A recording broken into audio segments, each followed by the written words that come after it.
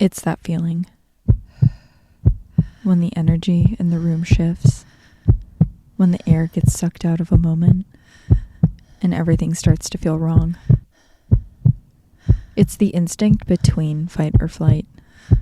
When your brain is trying to make sense of what it's seeing, it's when your heart starts pounding. Welcome to Heart Starts Pounding, a podcast of horrors, hauntings, and mysteries. I'm your host, Kaylin Moore. Gather round, my darkly curious friends, because today we are taking quite the dark journey. Capital punishment has come up a few times in Heart Starts Pounding episodes. In the episode about Harvard's dirty secrets, the professor who killed the businessman on campus was hanged for his crimes, and the upper echelon of Boston all got handwritten invitations to witness his execution. In the episode about the Blunt family bombings, the suspect tried to sell tickets to his own execution on eBay, only for the sale to be shut down and his sentence commuted.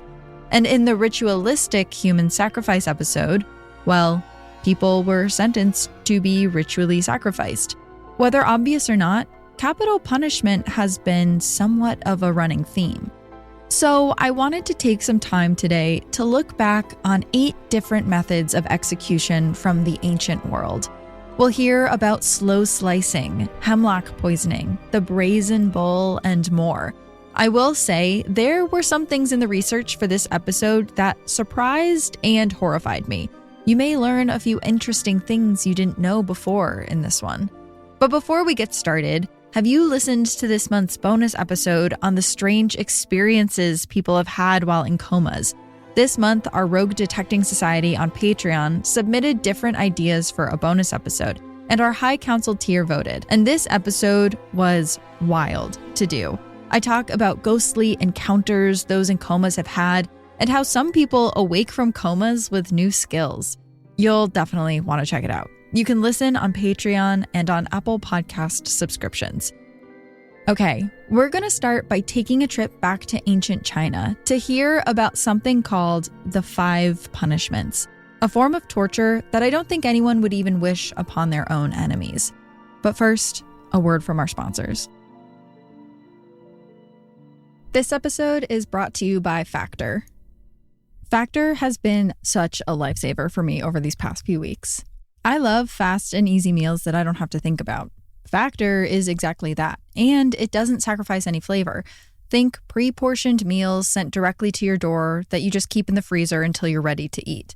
And then it only takes around 2 minutes to microwave, and bam, you have a cheesy chicken taco bowl, or a Dijon ground beef and mushroom skillet, or sweet and tangy barbecue ground turkey, which sounds amazing, and I have to try that one next time.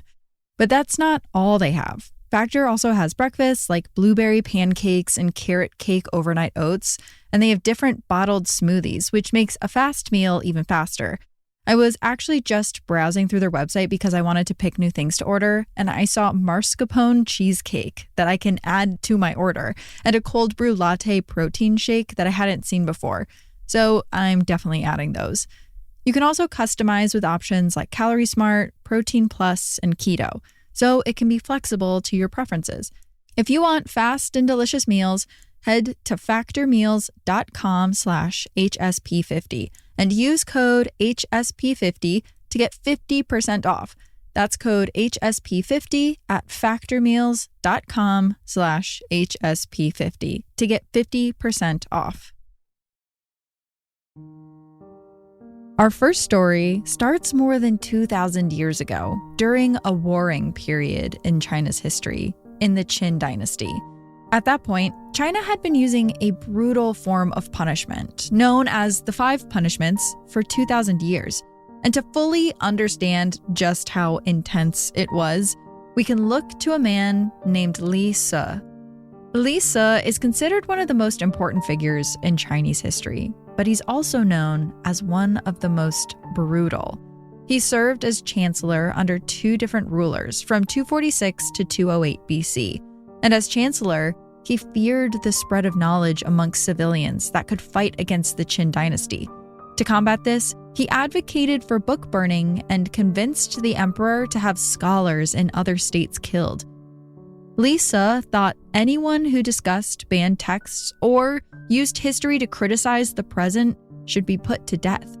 Most of the history records and literature, as well as important Confucian texts of the time, were destroyed because of him.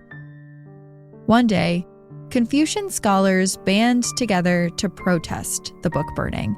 It was a last-ditch effort to save their culture and history.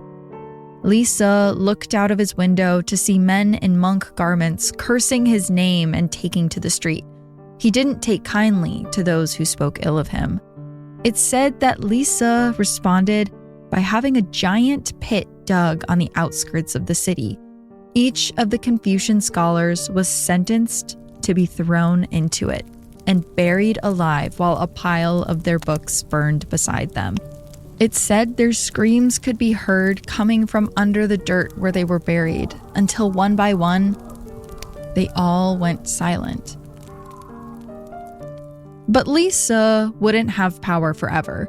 Eventually, he was betrayed by one of his closest confidants, and he was sentenced to death for treason. The manner would be something fitting for a man who ordered the executions of hundreds, maybe even thousands. He would suffer the 5 punishments.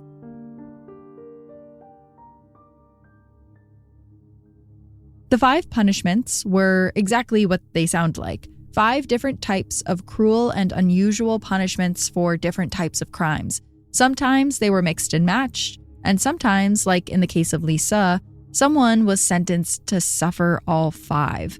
5 was regarded as the most mysterious and powerful number, so it was important that there be 5 distinct types of punishment. They were mua, tattooing the criminal's face or other visible parts of their body. The tattoos were usually words to describe their misdemeanors. People were forever marked by their petty crimes. The next one was, I should say, quite the jump from a tattoo. It was known as yi, or cutting off the offender's nose. Next was yue, foot amputation. Whichever foot was removed signaled the severity of the crime. Right foot for serious crimes, left for lighter offenses.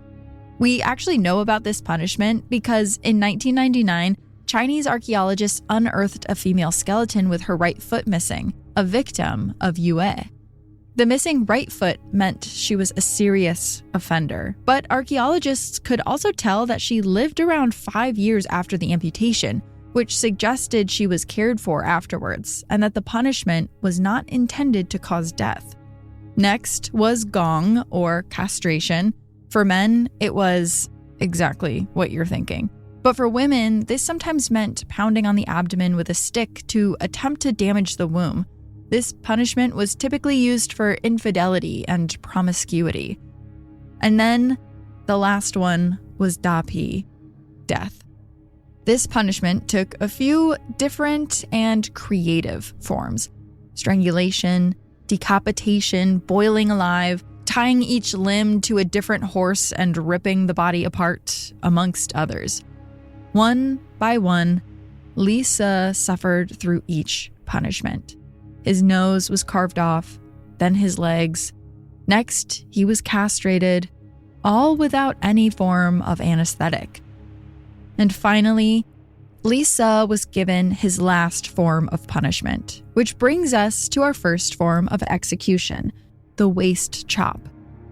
He was sentenced for it to occur in the public marketplace for all to see.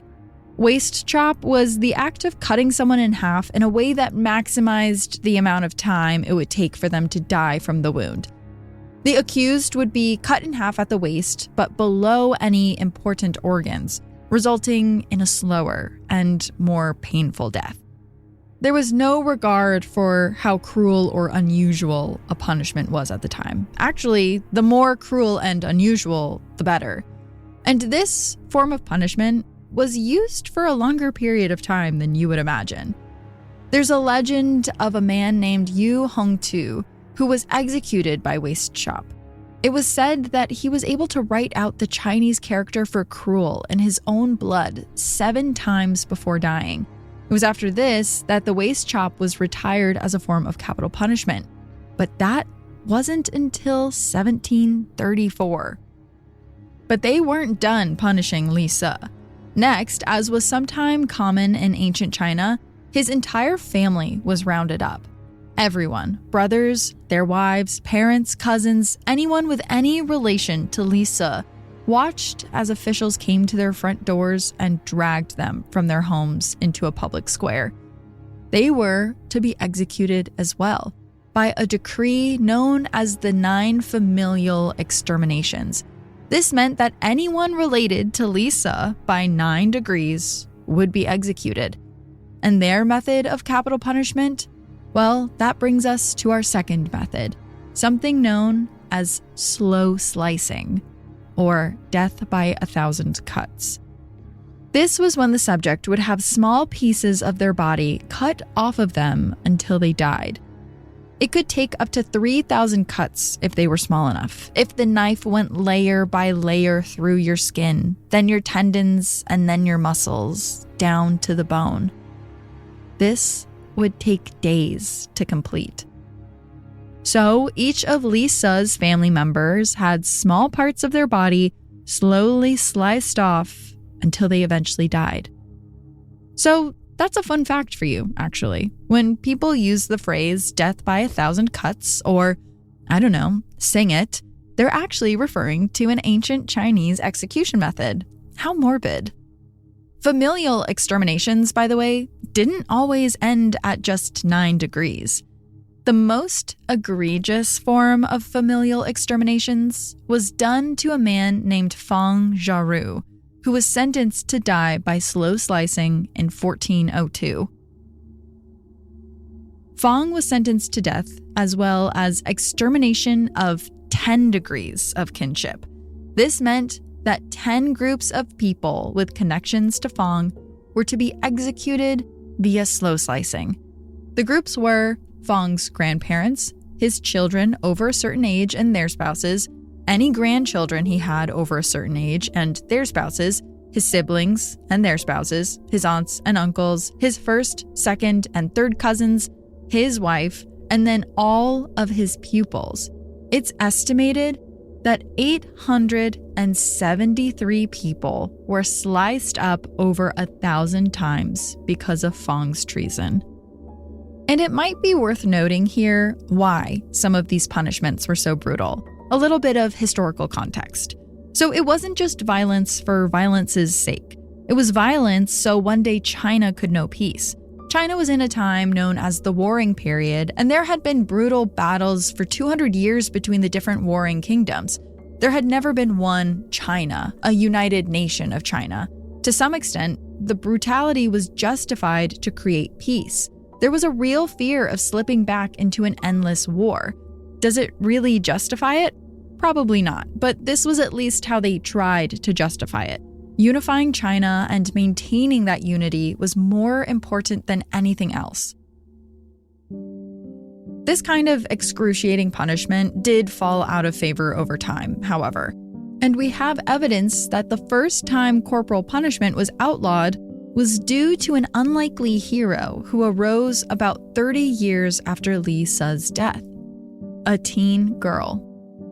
So 30 years after Li Se's death, Emperor Wen decided that corporal punishments were just too harsh. He changed tattooing and cutting off the nose for a more mild punishment, hard labor or just flogging. And the reason he rid the empire of corporal punishment was because of a young girl named Chun Yu-yi. Chun Yu-yi was devastated in 176 BC when her father was accused of medical malpractice. He was a famous doctor in the area, and because of that, he was busy and highly sought after. He didn't have time to treat every family in the community, which resulted in some really angry residents accusing him of neglect and malpractice. As a result, he was sentenced to prison where he had to await the ruling on which of the 5 punishments he would suffer. This caused his 5 daughters so much distress, especially Chun Yu-yi. She saw how much good her father had done for their community, and so she wrote a passionate letter to Emperor Wen, begging him to not take her father's hand or foot. She even offered to be sentenced to hard labor so that her father could go free. Emperor Wen was already not a huge fan of corporal punishment. it permanently marked people for one wrongdoing, and so many people died from corporal punishment, it was almost as if every crime carried a death sentence. Remember, they didn't have antibiotics back then. Getting your foot removed was a lethal sentence. This letter was his last straw, and he did away with the punishments. He also changed cruel death sentences like being ripped apart by horses to hangings or beheadings, which was found to be less cruel while still being effective. This change in punishments was said to revitalize the population and bring about a period of great productivity. Turns out, when people don't constantly fear being cut into a million pieces, they do better work and care about their community more. Okay, we're going to take a quick break, and when we get back, we're going to start to explore some of ancient Greece's forms of execution. Outside of Jesus Christ, the execution of the philosopher Socrates is probably the most talked about execution from the old world. In 399 BC, it was decided that Socrates' ideas were corrupting society and that he should be sentenced to die. And this is our third form of execution we'll explore. Famously, Socrates drank poisonous hemlock while he was surrounded by his friends.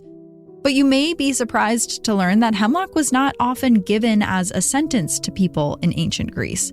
No, people drank hemlock when they wanted to die before their execution date, when they wanted to forego worse forms of execution for something a little less painful.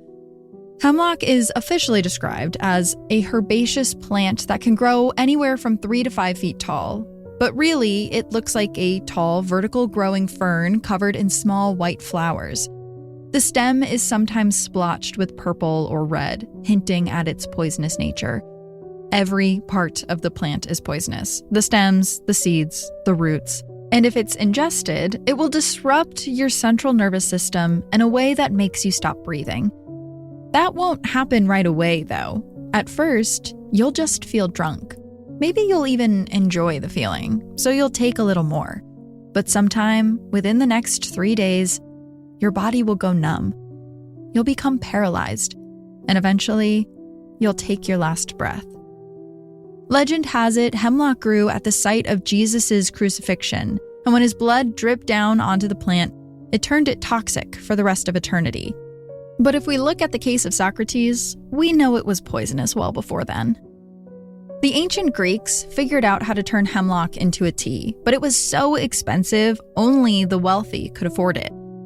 So, Socrates, who was famous for saying things like, "He is richest who is content with the least, for content is the wealth of nature," got his rich friends to buy him hemlock, and then invited them to his prison chamber to sit with him while he drank it. Slowly, the poison took over his body, but he was lucid throughout the poisoning and able to describe what it felt like to his friends. First, it caused numbness in his limbs until he lost use of them. The poison slowly crept towards his heart, paralyzing it as well. It wasn't particularly painful, and it said that Socrates' last words were just a reminder to one of his friends to repay a debt that he had. He was thinking out loud. In the ancient world, though, where people were dying of horrible diseases and infections all the time, where wars were brutal and often, drinking hemlock was a relatively chill way to die. But that's not what the Athenians typically chose. That leads me to our fourth form of execution. One of the most common forms of the death penalty was death by tympanon. A tympanon was a club-shaped board, and there's 2 ways this style of execution could have gone. One is that the person was simply beaten to death with the club, and the other was more similar to crucifixion, a method popular in ancient Rome. This version saw a person attached to the board by their hands and feet and then left outside in the elements until they died of thirst. Another form of execution popular at that time was simply throwing someone down a large chasm to their death. This method was easy, fast, and it was cheap. You didn't even have to buy a board to attach someone to it. So the Greeks loved it. It seems, though, eventually there was a little moral panic about how cruel this form of death was, because eventually the person would just be killed first and then thrown down into the chasm, though I can't imagine that was any better. Both methods are hypothesized to have ended around the 4th century BC. I will say here, though, that there's a reason these types of executions don't seem as brutal as those in ancient China. The Greeks thought that killing a person, under any circumstance, caused religious pollution. An executioner just doing their job would be tainted by the act of execution. So, as a society, they rathered that someone just die of exposure or drink hemlock themselves, or simply be exiled rather than risk polluting themselves. In ancient Greece, it was also common, if not expected, that those on death row would escape into exile and live out the rest of their days separated from the community. It was actually really common to just let prisoners escape so that they didn't have to deal with killing them. But that wasn't the case for Phalaris, the 6th century Greek tyrant who implemented a form of death so depraved, it feels like a myth. Phalaris's execution manner of choice was something known as the Brazen Bull. Maybe you've heard of it, though you definitely have not seen an original. None remain. All we have are drawings of what this form of execution could have looked like. During his reign, Phalaris had a sculptor make him a life-sized bronze bull statue that had a small door on its side, big enough for a person to get in and out of. He would then have an enemy shoved inside the hollow bull through the door, and an executioner would light a fire underneath the bull, heating up the bronze and basically turning the inside of the statue into an oven. Apparently, the acoustics of the bull made it so the screams coming from the person cooking inside sounded just like a bull mooing. The Brazen Bull was maybe another case of a creator being killed by their own invention.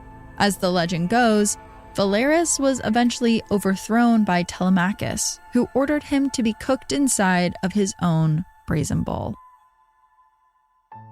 And the legend also says that this method made it all the way to ancient Rome. Saint Eustace is said to have been forced into the Brazen Bull with his wife and children after his first form of execution failed. Emperor Hadrian threw Eustace and his family to a pack of lions when Eustace refused to make a sacrifice to pagan gods, but the lions bowed at the family's feet. So instead, he was slow roasted inside of the bull. The Romans were no stranger to cruel and unusual punishments. They didn't believe that killing led to moral pollution. In fact, they believed public executions made people behave better. And just like how no brazen bulls have survived in today's world, one of the most infamous forms of execution in ancient Rome also has no physical evidence of its existence either. We're just left with writings, illustrations, and our own imaginations to understand how gruesome it was. It was a type of execution known as poena culae, which roughly translates to penalty of the sacked. It was a punishment reserved for those who killed their parents or close family members. Though that type of crime was rare, it was judged especially harshly. Killing someone who gave you life was proof of social corruption. It was said that the blood of the person who killed a parent was so tainted that it would make any animal who feasted upon their corpse even more savage. And there was a ritual associated with executing these kinds of criminals. First, a wolf skin bag was tied over the offender's head, and they were publicly whipped with red rods. Next, wooden clogs would be placed on their feet, and they were shoved into the coulée, or large sack. Live animals were then thrown into the sack with them, snakes when they were available, and sometimes chickens, cats, monkeys, or dogs. The offender was then carted to a running stream, and the sack was thrown in. Usually, the sack was tied so tight that the person didn't actually die from drowning. They would die from asphyxiation, much longer after they would have died from drowning. Or, at least, that was the plan.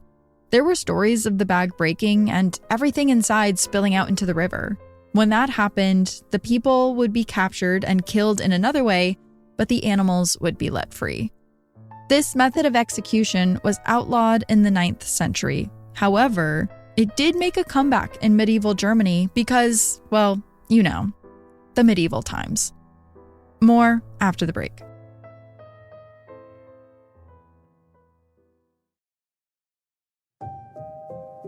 Our final form of execution you may be familiar with.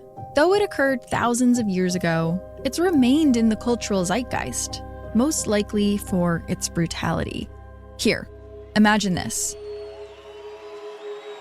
You're sitting in a 250,000-seat arena in ancient Rome. It's a beautiful, sunny day, and a huge portion of the city is in this arena with you, cheering and shouting.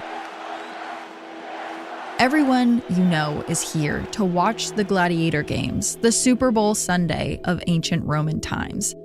You've just finished watching the chariot races, a relatively family-friendly race where 2 chariots pulled by horses race around the arena to see who's faster. But now, it's halftime, and the mood starts changing. The arena is cleared of the chariots, and a door off to the side opens.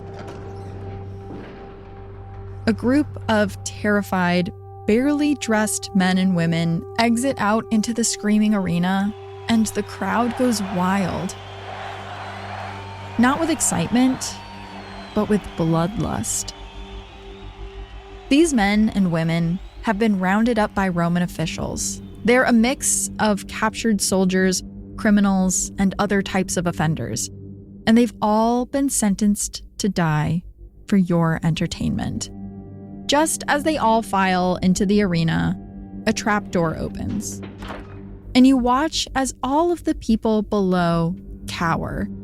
They can see what's under the door, but you can't make out what it is through the shadows. The crowd gets quiet in anticipation. And then, slowly, a form materializes in the doorway. It's big, hulking, and covered in fur. A lion emerges, followed by 3 more, and the crowd goes wild again. The lions look sluggish and tired at first. They've been crammed in cages for some time, and they need to stretch and adjust to the sunlight. Also, they haven't eaten in days. They've been intentionally deprived of food for this moment. The prisoners and soldiers below all turn and run back towards the door. They know what's coming. In fact, some of them were instructed by lion tamers how to behave so the lions would eat them quickly and their deaths wouldn't be slow and prolonged. The prisoners have no weapons, no way to fight back. And these lions have been fed a diet of human flesh since they were captured, specifically to prepare them for these executions. They're ready to eat these people.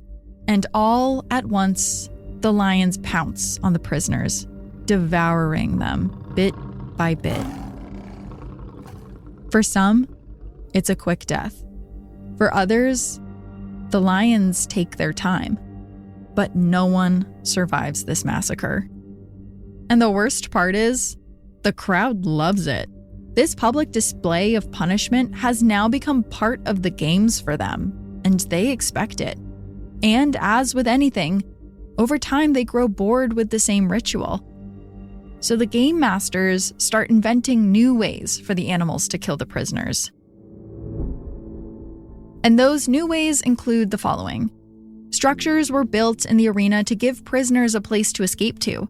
They could climb up a platform, giving them the hope that they were out of harm's way, only for the structure to collapse right as the hungry pack of lions surrounded it. And animal tamers would sometimes train the animals to reenact death scenes from famous myths and legends.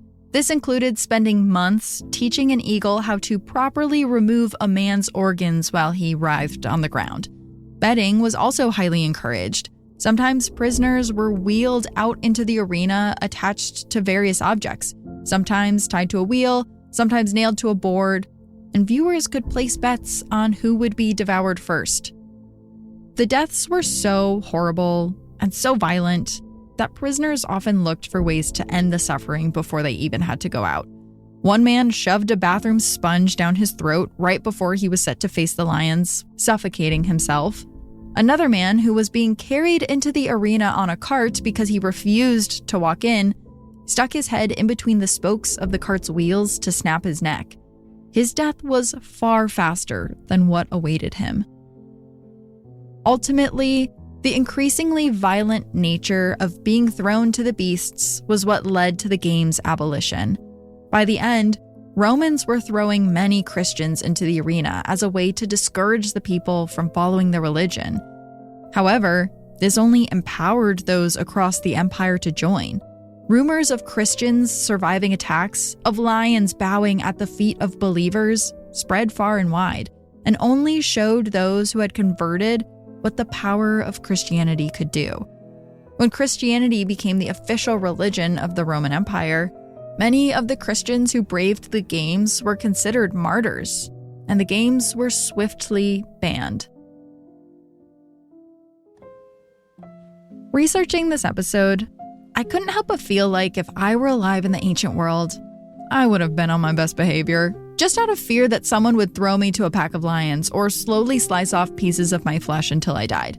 You could have told me to do literally anything, and I would have done it just to not die a horribly painful death. But I do want to add one final interesting fact to this episode. So I intentionally said that the brazen bull was so brutal that it almost didn't sound real. That's because it's highly likely that the brazen bull is a myth. You would think that with all the ancient Greek statues we've recovered, we would have found a single brazen bull, but no, we never have. It could have been a myth conceived of at the time to get people to behave, or it could have been invented over the years because of human nature. We like to look back at history and point our fingers and say, what the hell were they thinking? We like to believe that we're so enlightened now, and we would never do the things those brutes did back then. But not every horrible thing they did back then was true. And the brazen bull might just have been a way to accuse Phalaris of being the most monstrous leader in all of Greek history. But maybe we'll never know. This has been Heart Starts Pounding, written and produced by me, Kaylin Moore. Heart Starts Pounding is also produced by Matt Brown. Sound design and mix by Peachtree Sound. Special thanks to Travis Dunlap, Grayson Jernigan, the team at WME, and Ben Jaffe. Special thanks to our new patrons as well. You will be thanked in the monthly newsletter. Have a heart-pounding story or a case request? Head to heartstartspounding.com to submit. Until next time, stay curious. Ooh.